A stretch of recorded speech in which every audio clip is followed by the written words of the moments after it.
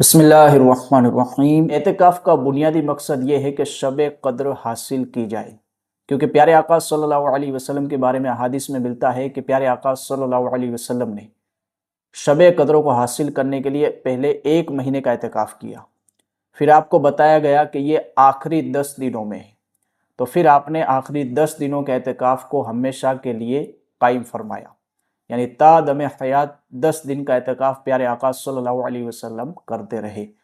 اور یہ اعتکاف جو ہے یہ سنت موقدہ علی الکفایہ ہے، یعنی کہ اگر شہر کا ایک بندہ بھی اعتکاف میں بیٹھ گیا تو سب بری ذمہ ہو گئے، ورنہ سب سے مطالبہ ہوگا۔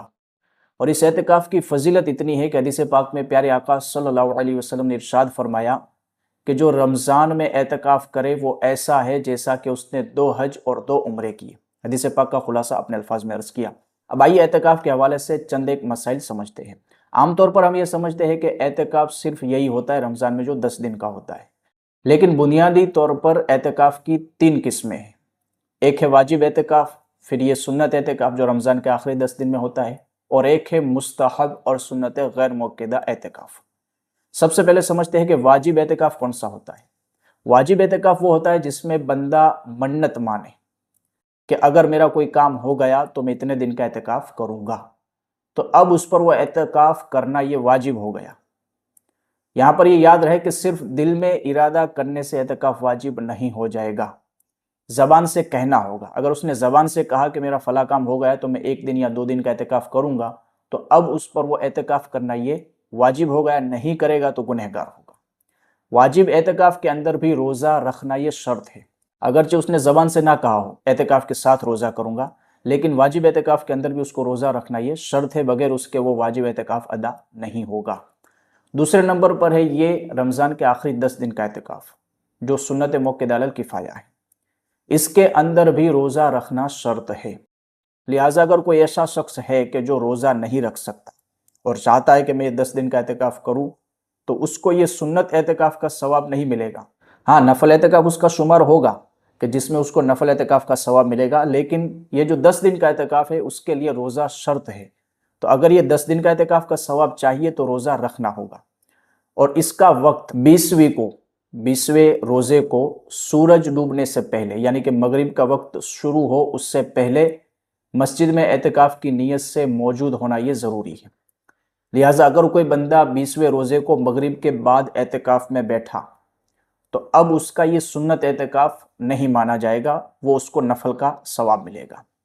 اسی طرح بہت سارے حضرات 3 دن کا اعتکاف کرتے ہیں، کوئی 5 دن کا اعتکاف کرتے ہیں آخری 10 دنوں کے اندر، تو وہ بھی ان کا نفل اعتکاف شمار ہوگا، سنت اعتکاف کا ثواب نہیں ملے گا۔ آخری اعتکاف ہے مستحب اور سنت غیر موقدہ اعتکاف۔ یہ وہ اعتکاف ہے جس کے لیے کوئی وقت کی قید نہیں کہ اتنے وقت کے لیے مسجد میں رہنا ہوگا۔ بندہ جب بھی مسجد میں داخل ہوگا اعتکاف کی نیت کر لے گا، تو جب تک مسجد میں رہے گا اس کو اعتکاف کا ثواب ملتا رہے گا۔ اور یہ چیز کرنی بھی چاہیے۔ مفتی امجد علی اعظمی فرماتے ہیں کہ بہتر ہے کہ مسجد کے گیٹ پر یہ لکھ دیا جائے نویت سنت الاعتکاف، تاکہ جو بھی بندہ مسجد میں داخل ہو اس کو یاد آ جائے اور وہ نفل اعتکاف کی نیت کر لے، تاکہ جب تک وہ مسجد میں رہے اس کو اعتکاف کا ثواب ملتا رہے۔ اب آئیے سمجھتے ہیں اعتکاف کے چند ضروری مسائل کہ کن چیزوں سے اعتکاف ٹوٹ جائے گا، کن سے نہیں ٹوٹے گا، کیا چیزیں اعتکاف کرنے والا کر سکتا ہے، کیا نہیں کر سکتا۔ سب سے پہلے یہ سمجھتے ہیں کہ اعتکاف کن چیزوں سے ٹوٹ جاتا ہے۔ تو جن چیزوں سے روزہ ٹوٹ جاتا ہے ان سے اعتکاف بھی ٹوٹ جاتا ہے۔ لہٰذا اگر کوئی بندہ اعتکاف میں بیٹھا ہے 10 دن کے اور اس سے کوئی ایسا عمل ہو گیا کہ جس کی وجہ سے روزہ ٹوٹ جاتا ہے اور اس کا روزہ ٹوٹ گیا، تو اب اس کا اعتکاف بھی ٹوٹ جائے گا۔ اسی طرح مسجد سے بلا عذر شرعی باہر نکلنے سے بھی ٹوٹ جائے گا۔ مسجد سے باہر نکلنے کی آج کے دور میں تقریباً ضرورت نہیں پڑتی، کیونکہ ٹوائلٹ وغیرہ بھی مسجد میں ہوتا ہے اور باتھ روم بھی ہوتا ہے، تو اگر کسی کو نہانے کی حاجت ہو تو بھی وہ مسجد میں غسل کر سکتا ہے، اور استنجا وغیرہ کی حاجت ہو تو بھی مسجد میں کر سکتا ہے۔ لیکن اگر کوئی مسجد ایسی ہو جہاں پر غسل کرنے کے لیے باتھ روم کا انتظام نہیں، اور کسی معتکف پر غسل فرض ہو گیا، تو اب وہ غسل کرنے کے لیے مسجد سے باہر جا سکتا ہے۔ لیکن اگر مسجد کے اندر باتھ روم موجود ہے تو اب وہ مسجد سے باہر غسل کرنے نہیں جا سکتا، اگر جائے گا تو اس کا اعتکاف ٹوٹ جائے گا۔ دوسرے نمبر پر ہے کہ طبعی حاجت کے لیے، کہ کوئی مسجد ایسی ہو جہاں پر ٹوائلٹ کا انتظام نہ ہو۔ حالانکہ آج کے دور میں یہ چیز ناممکن ہے، لیکن اگر کوئی مسجد ایسی ہو یا کوئی عبادت خانہ ایسا ہو جہاں پر اعتکاف ہوتا ہو، تو اگر اسے طبعی حاجت ہو تو وہاں سے باہر وہ ٹوائلٹ وغیرہ کرنے کے لیے جا سکتا ہے، لیکن اتنی دیر کے لیے ہی باہر رکے گا جتنی دیر میں اس کا کام مکمل ہو جاتا ہے۔ اگر زیادہ دیر رکا رہا بغیر ضرورت کے تو پھر اس کا اعتکاف ٹوٹ جائے گا۔ اعتکاف کس مسجد میں ہو سکتا ہے؟ تو اعتکاف کے لیے مسجد جماعت ہونا شرط ہے، یعنی کہ اس مسجد کے اندر امام اور مؤذن مقرر ہو اور 5 وقت کی نماز ہوتی ہو، تو ایسی مسجد کے اندر اعتکاف ہو سکتا ہے۔ اعتکاف کے لیے جمعہ مسجد ہونا یہ شرط نہیں کہ جمعہ مسجد ہوگی تبھی اعتکاف صحیح ہوگا۔ جہاں پر 5 وقت کی جماعت ہوتی ہے یا جماعت بھلے نہ ہوتی ہو لیکن امام اور مؤذن مقرر ہو تو بھی اس جگہ پر اعتکاف کیا جا سکتا ہے۔ سب سے افضل اعتکاف ہے مسجد حرام شریف کا، یعنی کہ خانہ کعبہ جہاں پر واقع ہے اس مسجد کا۔ دوسرے نمبر پر ہے مسجد نبوی شریف، اور تیسرے نمبر پر ہے مسجد اقصی شریف، اور اس کے بعد وہ مسجد جہاں پر جماعت بڑی ہوتی ہو۔ اللہ پاک ہمیں بھی ان تینوں مساجد میں اعتکاف کی توفیق۔ عورت کو اگر اعتکاف کرنا ہے تو وہ مسجد میں کرے گی یا گھر میں کرے گی؟ تو عورت کو اعتکاف کرنا ہے تو اسے مسجد میں اعتکاف کرنے کی اجازت نہیں، بلکہ عورت اپنے گھر میں اس جگہ پر اعتکاف کرے گی جہاں پر اس نے نماز اور ذکر و اذکار کرنے کے لیے اس جگہ کو خاص کیا ہوا ہے۔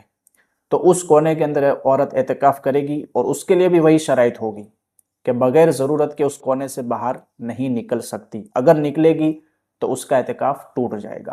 اسی طرح کوئی عورت اعتکاف کے اندر ہے اور اس کو ماہواری کا خون جاری ہو گیا، پیریڈ آ گئے، تو اس کا اعتکاف ٹوٹ جائے گا، کیونکہ حیض آنے سے روزہ ٹوٹ جاتا ہے اور اعتکاف کے اندر روزہ شرط ہے، لہٰذا روزہ ٹوٹا تو اس کا اعتکاف بھی ٹوٹ جائے گا۔